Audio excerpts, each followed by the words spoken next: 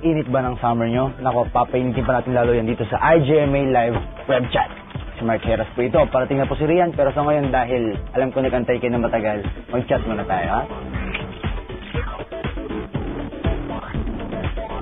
Ano nga abangan sa interview ng buong Europe, yung cruise, yung malaking barkong sinakyan namin, basta lahat makikita nyo. Basta katrabaho si Dennis Angelina. Pati Jordan kasi nakatrabaho ko na yan before sa I Love New York. So maayos naman.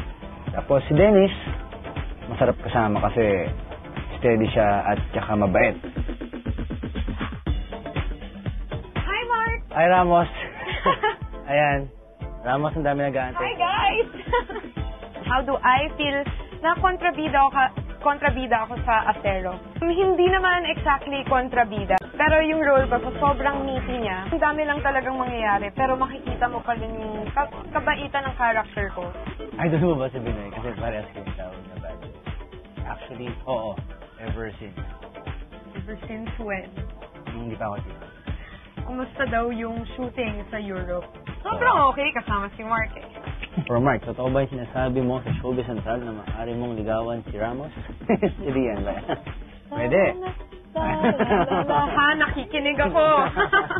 Describe Mark Heras. Complicated.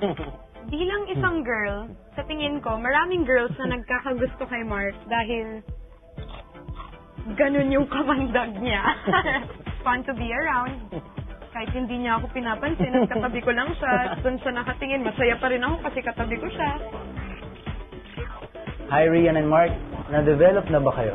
Yung friendship namin, Oo, mas na-develop. nag-strengthen. Can you reveal a secret about each other?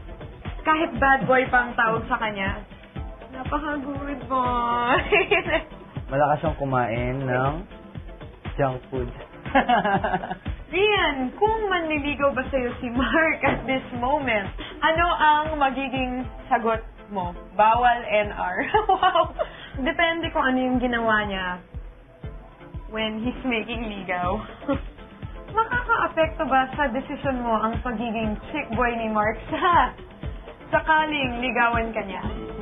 Yung ibang people, yun na, kung narinig nyo na chick boy si Mark, ganun. Hindi ganun yung pagkakilala ko sa kanya. So, walang factor na ganun para sa akin. Hindi. Hindi.